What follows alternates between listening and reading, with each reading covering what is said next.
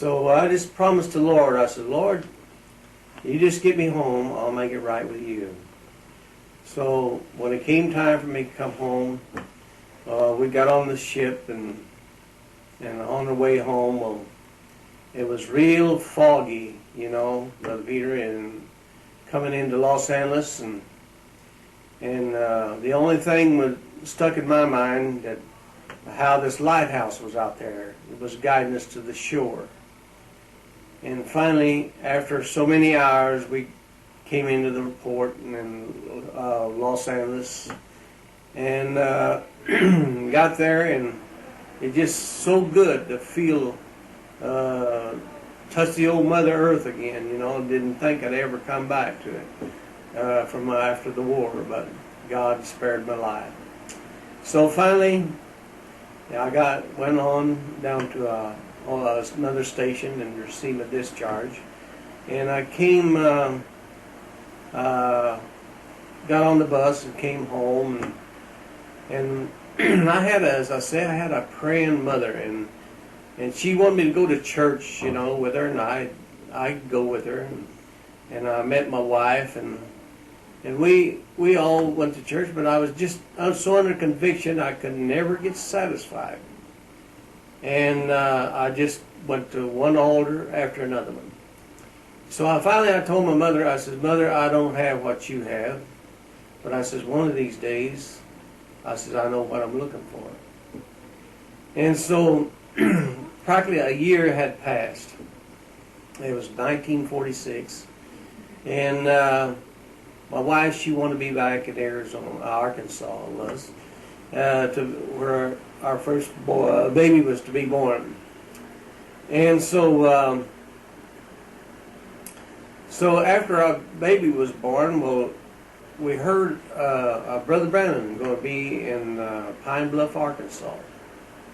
And so as we thought on it, and I said, well, honey, I don't want to go unless you go. She said, you go ahead. She persuaded me to go ahead. He's getting a big bus load, to go over there. And so I said, okay, I'll go with them. And so we got on the bus and started out for Pine Bluff, Arkansas. And Brother Peter,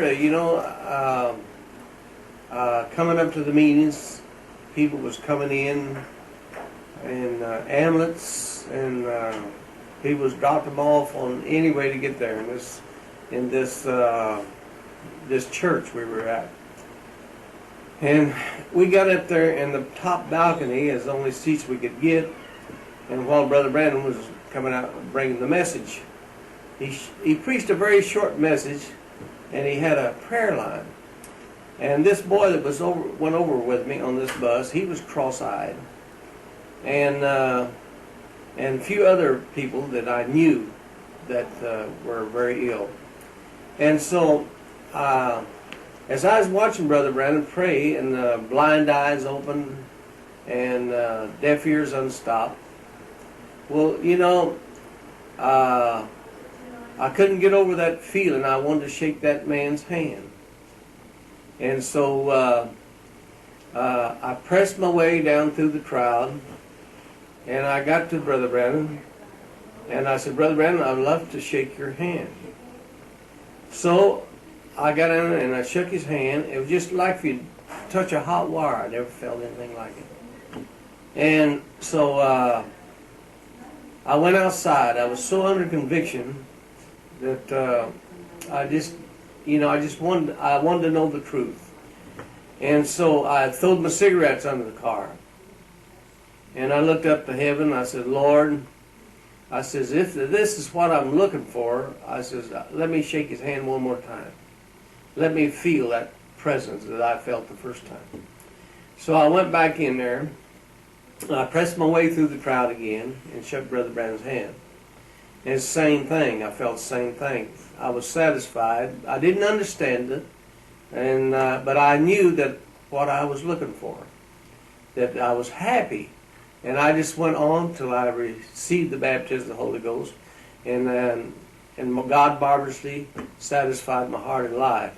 Later down the years, Well, God revealed to me, what the first and second, third pull was. But anyway, after that, we went on back home. And told my wife all the good things, what was taking place, and then give my testimony in church, how God just opened my eyes to this message, And so we went on after that, I guess maybe a couple weeks later, my wife and I, we got in a car and we taken off back to California, our home was there.